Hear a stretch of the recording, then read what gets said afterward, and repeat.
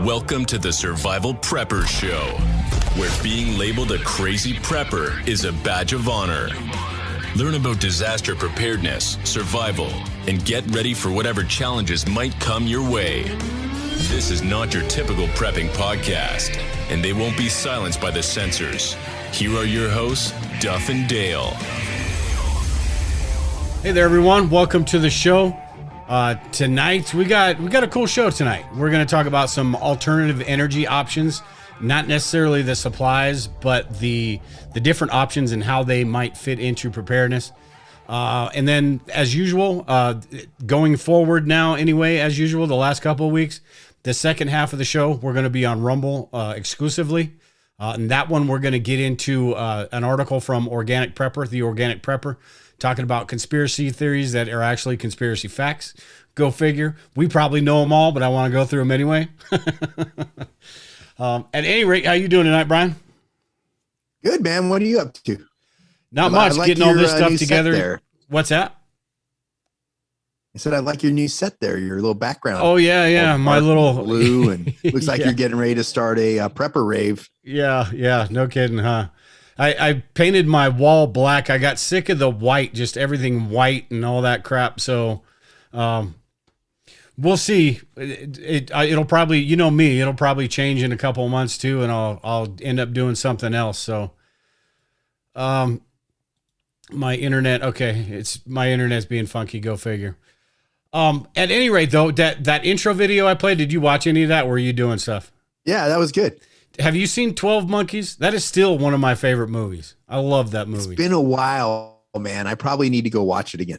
Yeah, it's Brad Pitt does such a good job of being a crazy ass, and what's his name? Bruce Willis is in it, pretty good too. So yeah, I really like that movie. Still, to this day, I still do. So, at any rate, everyone in the chat, Vision's in there. What's going on, Vision? Robert, Brandon, all the usual suspects. What's going on, everyone? But to start this off, and with the Rumble thing, there is a link in the description below too. So when we cut this off on YouTube at about a half an hour, 45 minutes, somewhere in there, click that link in the description and it'll take you right over, and you can finish watching over on Rumble. But to start off the show, before we get into this alternative energy stuff, last week we were talking about misinformation, and I completely forgot about the one thing that the whole reason I wanted to talk about that. And that was how I gather like prepping information, and wanted to get your thoughts on what you do, because with all the censorship and, Google not showing you what you want, the information that you're looking for, and YouTube showing you what they feel like you should be looking at. What I do is I use it's Feedly, basically. It's a feed reader.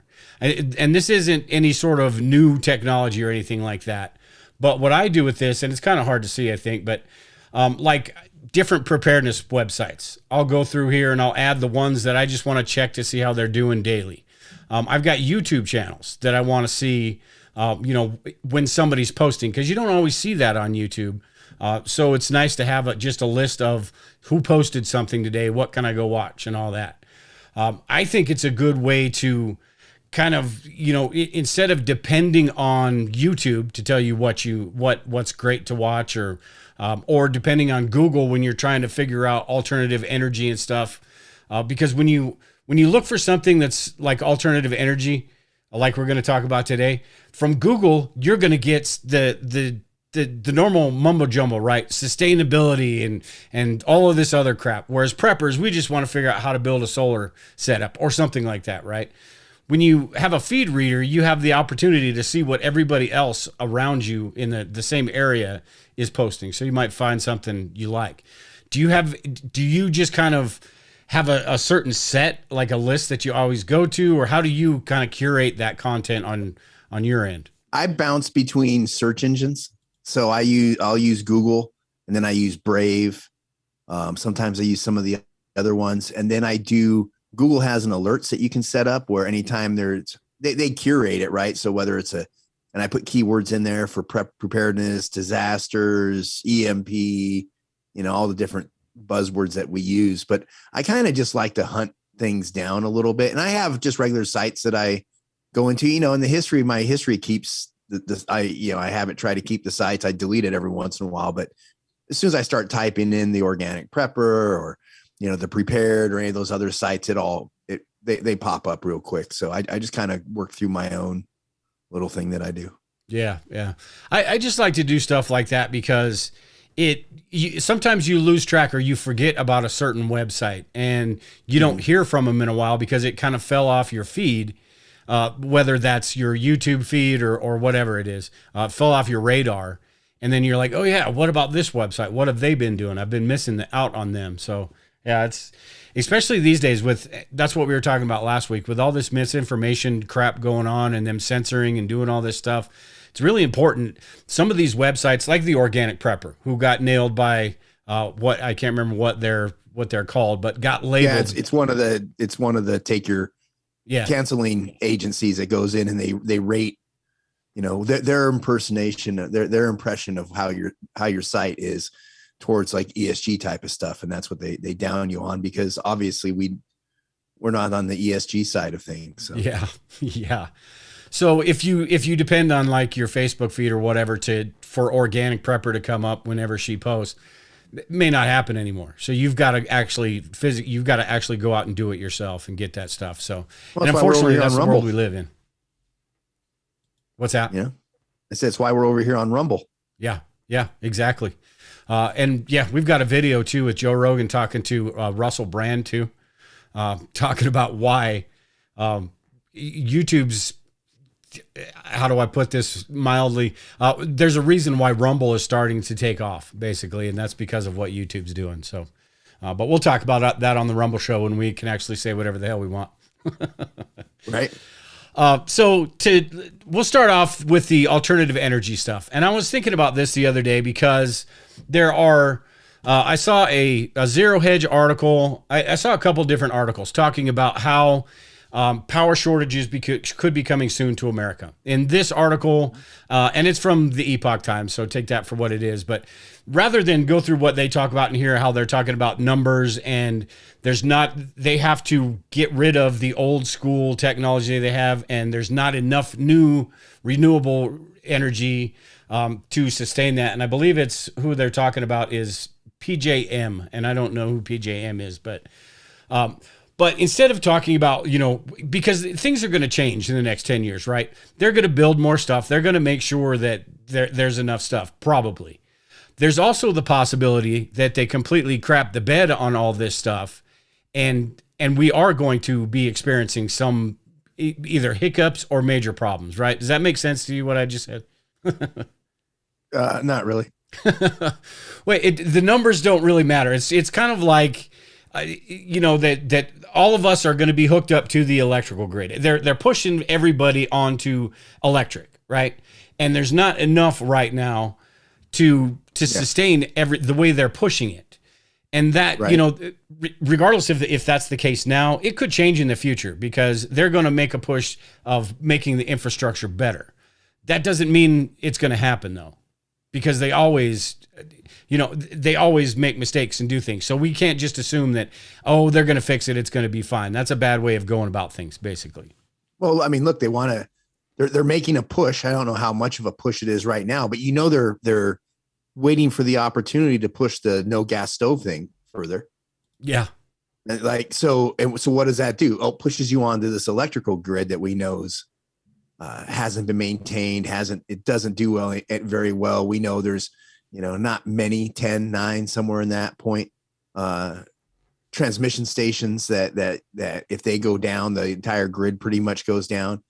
So I think it's all part of that whole, goes back to that agenda, right? And it's interesting that this real big push for electrical, like this kind of stuff, happens after, a few years after they made water a tradable commodity. You can trade it like gold and silver. Yeah. People were asking because out here, we're in California right now, we just had all the rain. Like, I think it was like 7 inches of rain in one 24-hour period. Right. And so tons of rain, and it all goes down the streets, into the storm drain, and out in the ocean. The country, the state with the huge drought that should be building reservoirs to get around their drought doesn't want to build reservoirs. And you have to ask yourself, why don't they build reservoirs? Because if they saved up a bunch of water, the amount that they invest in water, the people who own the water now, wouldn't make as much money. Yeah. It's what it all comes down to. Well, we don't want it.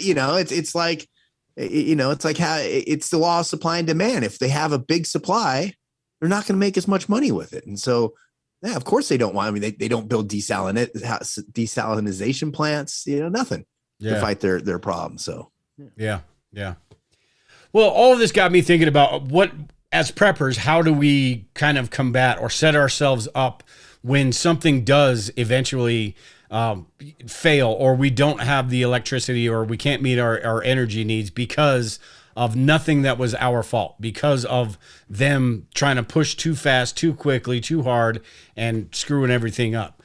And it got me thinking, not necessarily about the supplies themselves, like what we can do, but at a larger scale, and not just like having a solar panel and a battery, right, to power a light and maybe your refrigerator in a disaster. At a larger scale, what are some options that would be viable for preppers to use? So I've got a few of them here. This first one I've got is typical, right? Solar. And this one, I want your thoughts basically with all this stuff, whether it's viable, whether it's, suited for, certain individuals, but solar, this is kind of a softball right here, right? Because this is preppers in a nutshell, right?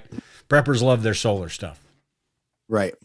And I think the reason that solar is so popular in preparedness is because it's so scalable. You can go down to the very small, when you're talking about just an overnight thing, a couple hours power outage, something like that. And you can scale that all the way up to run your entire home. Although something like this, if you wanted to run your entire home, something like this picture right here, which is 14, I'm going to go with 100-watt solar panels. That's what they look like. Is basically, you'd need about, well, that's probably double what you would need, but you would need something like that. You're not going to run your home the way you do these days with a solar panel and a 100 amp hour battery, right? Right. But it is something that is scalable. You can jump it up. And if you have the money to put into it, it is something that you could completely just get away from all of these electric companies and get your own. That sort of goes into what you're talking about, where there's the reason why this isn't such a bigger, with all their efforts into clean energy and sustainability and all that, why this isn't such a bigger push to get solar on everybody's houses. It's because of the money involved, right? The utility companies.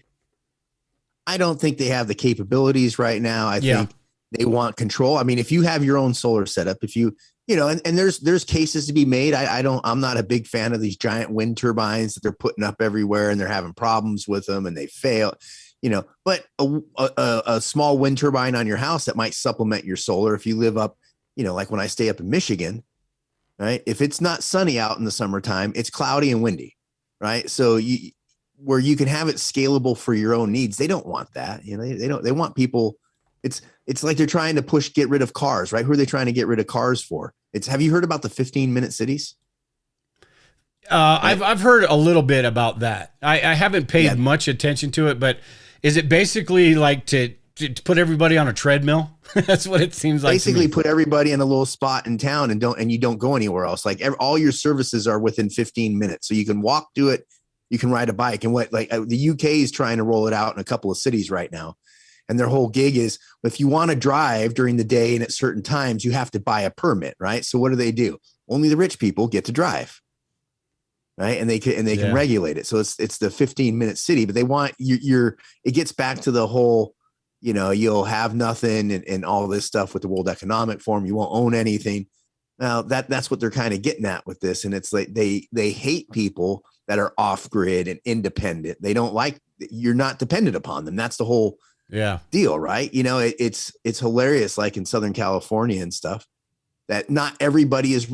How much stuff could they run off solar and pull it off the grid? Now you put solar on it and they tie you into the grid, kind of thing. So it's again, I think it goes back to what you said. Something about it is the scalability, right? Yeah, I think that's the most important part, because you can scale it to your needs. If you're someone that says, hey, I don't need to use a lot of electricity, then you can have a smaller solar setup, or you can go all the way up to, like you said, running your entire house. And it's up to the individual to figure out. Again, they don't want you to figure that out. It's interesting when you were talking about those 15-minute cities, the vision that I had in my head, is basically the Hunger Games, right? When they're traveling on that That's what train it to is. the Capitol. So it would be a 15-minute city connected to another 15-minute city with just a light rail track or something. You don't need to drive. You can't. Well, you don't need we to can't go to afford the those other carbon cities. footprint. What's that? You don't even need to go. Don't even need to go to those other cities. It's they're pushing you down into a pod, basically, right? Yeah. They don't want. There's another thing to keep an eye out for. What they say, if you ever hear the term called complete streets, that's from the Green New Deal, and it's basically complete streets means it's everybody has that can use it for whatever. So what they're doing it right down the street. So where I stay at in LA, where I grew up, is about 2 blocks of. The street's a different name now, but it's off 2 blocks off of Route 66, right? And it used to be like 3 or 4 lanes on each side. Well, they've gotten rid of a couple of the lanes. One lane they gave to bicycle riders. You very rarely, maybe it's Sunday morning, you see a bike rider using it. Now they want to go down, like these streets that used to be 3 and 4 lanes aside, they want to go down to 1 lane for vehicles. And then the middle lanes be for commuter buses that don't even stop in the town. Everybody, you got the bike riders, you got all this stuff. They're trying to force people into, government provided transportation. And it's like, no, that's just not, so it's more forcing more dependence upon, the Uncle Sugar. Yeah. And meanwhile, they're going to have those trains that go between cities, because maybe you got to go see Aunt Betty and she lives in the other 15-minute city, but they're going to have them go underground, because if they go above ground, as they're traveling between those cities, they're going to see all of us out there with our windmills and our solar panels and our cows and all that stuff, and be like, hey man, that doesn't look too bad. So they're going to have to block us off.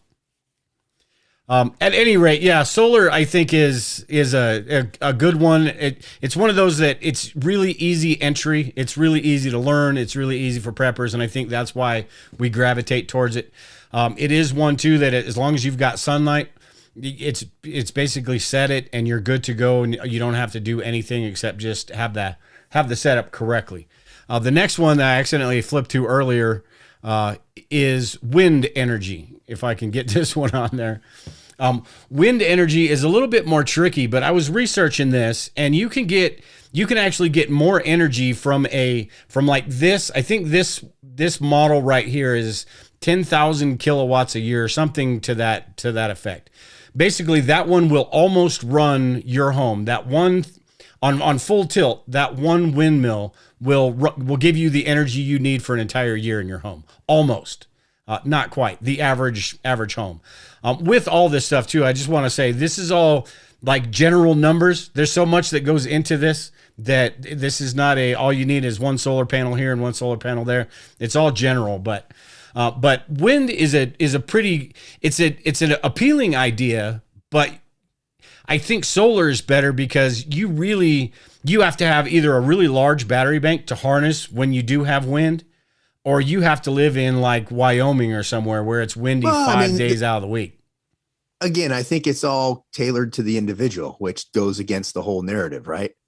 Like we don't want no individuality. We don't want that. But, if you're living out in the middle of the desert where it gets windy, like you said, Wyoming or some of these places that get super windy or have a lot of wind, I think it's great if it works and it's reliable for you. And I've heard that it is. I think the scale that they try to do it with these giant wind farms that have these monster windmills that have problems and they break down, which, kind of led to the cascading event down in Texas a couple of years ago. I think those are more problematic. And, hey, we're going to do something for the environment, but we're going to shit on the environment when we go ahead and make that happen. Right. Yeah, Look at I don't see them getting busy trying to stop the testing that they're doing for these windmills and the stuff that they're talking about putting off, the Atlantic seaboard, right? With all the whales that are just all of a sudden start doing a bunch of stuff to change the environment. And all of a sudden here whales are washing up, Again, it's, they like to fix it when it works for them. When it's not, they have no problem just crapping all over the environment. So if it works and it works for you, good. I think it's worth checking out. Yeah. I've watched a couple shows too. I suppose this is DIY-able, but this to me seems like something that I would end up spending 4 times as much on trying to DIY something like this, because I'd get the geometry wrong on the propellers or something, or I'd end up spending so much damn money, and then I'd end up going and buying a couple solar panels. So, but it is, if you know how to do that stuff, it is something you could do. Because it's all the same process, right? You're capturing energy, you're turning that energy into electricity, and you're storing that energy. So I mean, it's all the same stuff, but I don't know. But some people, somebody in the chat, I forget who it was, made the comment about up in the Pacific Northwest, solar may not be a good option. Wind could possibly be something to combat that, because in the Pacific Northwest, you're not talking very much sunlight at all, so that's not a good option. I've got a couple other ones on here that may be good for the Pacific Northwest too, and that one is hydropower. And basically, like I said, same process. The amount, I don't know what type of energy you would get, how many kilowatts or watt hours or anything, amp hours, or what you get out of one of these. It really depends on the size, right? If you got a Hoover Dam one, I'm sure they get a whole lot of kilowatts. You got this one right here. You're probably talking. Is that your scientific? Is that your scientific analysis? There's actually an equation that goes into that equals a whole lot of kilowatts. I don't want to bore you with it though, so. Okay. But hydro might be good in the Pacific Northwest, especially if you live in, right next to a stream or something. It's got to be, I'm sure you've got to have a way to maybe force that through. So like this is probably on a generator or something, because it looks like it's pumped through. But if you have right below a waterfall or something like that, you could generate some electricity. Sure. Well, I mean, they have if you go to source.co, it's it looks like kind of like these solar panels, but they're actually dehumidifiers and in the middle of desert, there's as dry as it gets, there's still humidity in the air. Right. So it looks like a solar panel, and it basically creates water out of the air, like a dehumidifier. And so people that live out in the desert, you have a source of water. There's all kinds of things you can do. Again, I think it's all investigating what works for you and your situation, your budget, and then finding something like you said that's scalable, and you could ratchet it up over time. Oh, there it is. Yeah. Yeah. That's interesting. I'll have to keep that up and then look at it after the show. I have a good friend of mine who lives down in that housing development down outside of Phoenix that has no water. The one's on the news every once in a while because they're having all kinds of water problems. So I sent that to him to see if he might try that. Yeah, the hydro panel. What does one of these things set you out? Do you know? No, I don't recall. I don't think it's cheap, but it's one of those things. I imagine it comes down over time. The biggest drawback I saw when I read reviews on it was they say it can be a little bit noisy at times. So, if maybe it's something that you can put away from your house or something like that. But I mean, hey, it solves some water problems for people. Yeah. Yeah. That looks pretty cool. I'm gonna have to check that out later and do some research on it. But hydro, I think, is one as well. And even this could, if you've got a little stream or something, you could probably set up something that's small scale. You get a 100 amp hour battery, and something that you could charge over the course of time, something that you just want to keep stocked up or topped off. I think something like hydro could do pretty well for you as well. There's also, which I don't have on this list, is human power, right? They have those bikes or those pedal generator things where you get a workout while you do it. I wonder how much those generate. That's like the Gilligan's Island thing, right? The old the bike with the coconut wheel hubs and yeah. I've seen one. It's basically a little pedal thing. So I guess you just sit on a chair or sit on the floor and you just hit the pedals. Yeah. You got to have a couple kids to do something like that, because I can't imagine, even after 2 hours of pedaling that damn thing, that you'd get 10 amp hours, 10 milliamp hours or whatever. You could turn on your light for 20 minutes. You'd either get nothing or you'd get in shape and have electricity. Yeah, that's true. That is very true. It would do good for that. And you know what? If you did have teenagers, it'd keep them busy too. Say, hey, you want to play on your cell phone, or you want to watch a movie on your cell phone or whatever? You know what? Generate your own electricity, punk. You're so nice. So the next one I've got, so all of those I think are pretty feasible, is right for preppers. It just depends on your situation, how much money you have, how much, if you've got skills enough to DIY something like that. I think all of those are pretty feasible for preppers as far as scaling up to, more than just an emergency power outage thing, right? Mm-hmm. This one right here, I want to get your thoughts on, because I'm not so sure that, I mean, I get the idea. I just don't know that I wouldn't, that I wouldn't blow myself up trying to make something like this, or if it's feasible for a residential type setting. And it's the biomass, where basically you burn stuff, you turn it into kind of the gasifier thing. You turn it into a gas, the gas runs the turbine, the steam runs the turbine, and it generates the electricity. And then you store that electricity. I don't know. That seems like a big pain in the butt when you think about what solar and wind would be. It's the BioLite stoves, right? They make the small little camping stove that does it, and they actually have bigger units now. So I guess more fuel makes more electricity. I don't know if it'd be enough to run your house off of, but I mean, the concept's out there. It just, I wouldn't even know where to begin with that. I have some solar panels and all the parts and some lithium, some of the Battleborn batteries that I'm working on putting together. And I don't know, it's electronics, man. It confuses the hell out of me. So I don't know how something like this would work unless they come up. Maybe they have units. Do they have biomass units you can drop at your house? I don't know about residential. I didn't look that far into it. Probably not, just zoning code. I mean, zoning restrictions and all that. I don't know that, they'd have, unless it went through a bunch of safety standards and all that stuff. I don't know that they'd have something to the size that could generate electricity for your house. What's that? You're talking out your ass right now. You're just making all that shit up. Yeah, I'm just saying what I think is, I doubt that they have them for residential homes. Like you could hook up a biomass heater to your home. I don't see how that's possible.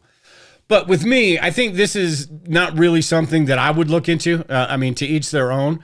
But there's just so many different moving parts. You've got the wood, which you've got to have enough wood, or I think in the chat, Jammer WV Rolf talked about hooking it up to your outhouse. I don't know exactly how that would work, but I'm sure somehow it would. But you would have to replenish that, so you'd have to live somewhere where there's a whole lot of trees, and you would have to refill it. There's just a lot of moving parts to this whole thing. Whereas if you just get solar, it's hooked up and ready to go. If you get a wind turbine, it's hooked up and ready to go. So, well, I mean, you do have those. A lot of people have those. They're outside boilers, outside wood stoves that are pumped in. And then when I say stove, it's a biomass that pumps in, it heats the house. It does all kinds of stuff. So you do have that at some level, which I think is great because, if you have the fuel up there, I mean, most people get a truckload of wood dumped and then they keep their house and heated, their homes heated and stuff throughout the winter with that. I think it's, they work real well. I've never seen anything about that generates the electricity, but that'd be cool. Yeah. Kind of like an old steam engine, same sort of concept. Kind of what you were talking about with the outside is the geothermal too, where you pump the stuff in. I don't know exactly how this works. Basically, from this little diagram right here, it's talking about how they put probes in the ground, probably pretty deep, that collect that warm air, and it basically just filters in through your house during the cold months, keeping it warm. You can do both, actually. So as long as you go underneath the freeze line, right? So in the winter time, you put it underneath the freeze line and it draws in air that cools, but it warms, because if it's 30 degrees out and it's underneath the frost line, I think that's 50 something degrees. So that air, by the time it hits your house, it's warm, and it helps warm up your house in the wintertime. In the summertime, it does just the exact opposite, because that dirt's cool. It runs through the dirt or the earth and it comes into your house and it cools your house off. They do it a lot with, I don't know if you've checked out the earth ships. Yeah. They're big down in New Mexico and some other places. There's actually a guy in Nebraska that has an earth ship that he built, some old timer, and the greenhouse on the front side of it, he has orange trees, and he grows oranges in Nebraska in the middle of wintertime. because it's all geothermal heated Yeah. by going underneath the frost line with some tubes and stuff. Yeah. And it just maintains that temperature too. So because you don't have the high fluctuations from above ground. So yeah, earth homes, those look pretty cool. I don't know some of them that I've seen. I don't know that I'd want to purchase one. It'd be kind of cool to live there and check it out. I would probably change my mind after I lived there a while, but some of them made out of recycled materials and tires and like glass bottles and stuff like that. They use the tires to create the berm behind the house, right? And so they fill the tires up with dirt, so you end up creating the sort of the hill that your geothermal tubes go through to heat and cool. And then the front side of it has a greenhouse that you use your gray water to water. And so I think it's great for like a prepper having a greenhouse inside your home. Yeah, no kidding. That's part of your whole heating and cooling plan. I mean, as far as being a prepper, I think it's a great way to go. Well, and you think security wise too, you've got the ground as your concrete walls, right? I mean, for most of your house, part, anyway. yeah. Yeah, for the most part. No, I really like the earth ships, man. I would have no problem living in an earth ship. I think it'd be great. Yeah. I could see you living in an earth ship and freaking loving it. I'd probably be jealous too. I mean, I kind of clown on them I right could dress now, up like a Dungeons and Dragons character.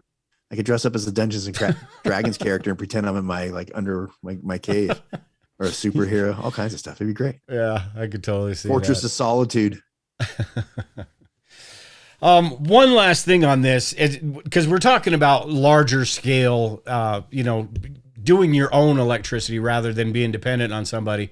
I think, and I in the chat, you guys, if you know, I think the average home, like a tiny home, I think uses between 1 and 2 kilowatts a year of electricity. So when you're talking and it could be way more than that too. When you're talking the average large scale or regular home, you're probably talking 3 to 5 kilowatts per year that it takes to live the way we do these days. So go ahead. I'm looking, this is on Google Foo, and it says it lists California, Colorado, and Connecticut. California, the average electricity use for a home daily is 20 kilowatts, and annually that's just over 7,200 kilowatts. In Colorado, it's 23 kilowatts daily and 8,500 kilowatts annually. You're using too much power up there in Colorado, Dale. You guys, well, it's because it's colder. Like some alternative energy. Yeah, it's because it's colder. We actually have to use heaters out here. And Gavin Newsom has got you guys all clamped down, so you can't even use electricity half the time. That's where your average goes down. He just shuts everybody off. Right. But yeah, when you're thinking about like if you were the one generating that electricity, I guarantee you we could probably be around half that, because we'd really be a lot more mindful about what we were using electricity on if we had, the batteries and all that to store it. And, if we had more control over it, I think we'd be a lot more mindful than just flipping a switch on or turning the heater up a couple degrees. So in here, it says for a tiny home, it says a tiny house will use around 4 kilowatts per day. Typically around 80% of that power will be used for heating and cooling, assuming you cook and heat water with propane or natural gas. Yeah. Interesting. Yeah. But I just thought that was one of those things that we talk about as preppers all the time. I didn't want to get into the same old mumbo jumbo about what supplies to use, because I think we all know that. I geek out on that stuff, the solar stuff, all the time. But it becomes a challenge when you're talking about this larger scale stuff, because you're talking about putting a wind turbine in your backyard, maybe. You're talking about thousands of dollars. You're talking about 6 to 8 solar panels on the roof of your house. You're talking, I've actually looked into it, and you can get it where it's actually tied into the grid, where the extra energy that you have gets fed back into the grid. It's cheaper that way, but when the grid goes down, you're going down. So that's not anything that I would want to do. To do it where you're completely disconnected, it's a little bit more expensive. We're talking $15,000 out here for, and that's not even all the energy needs we need, but it's pretty close. We're talking about $15,000. I don't know. I think I'm buying a Generac. Maybe I'm a prick, but I don't want my electricity going back into anybody's grid. Oh, I don't either. Yeah. No, you know what? And part of that is I don't want them knowing what I have going on with my electricity. Exactly. If I go out of my way to have my own solar, stay out of my electrical business. Get out of here. Right? Like I don't want anything to do with them. Yeah. Yeah. I'm the same way. Yeah.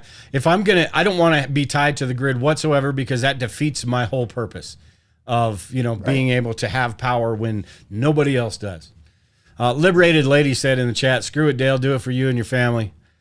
Yeah, and there is that factor too of me being cheap and Scroogey and doing things that need to be done and sort of biting the bullet. But I've just had so many other things jump out at me this last year that I'm on severe pause before I have a mental breakdown. All right, so we're at about 40 minutes. That took a little bit longer than I thought it was going to, but that was it was a cool conversation, I thought, about alternative energy. What we're going to do now is I think we are going to head over to Rumble. We've got a few things to talk about over there. I know this Daisy article, this organic prepper article is going to take us a little bit, and then we've got a few other things too. You just found something right before the show too, so I think we're going to head over there.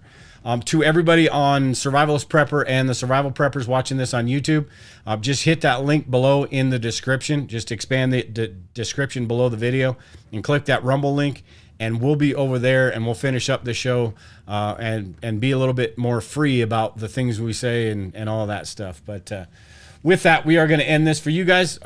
If you can't make it over there, I appreciate you joining in tonight. And everyone else, we will see you over at Rumble.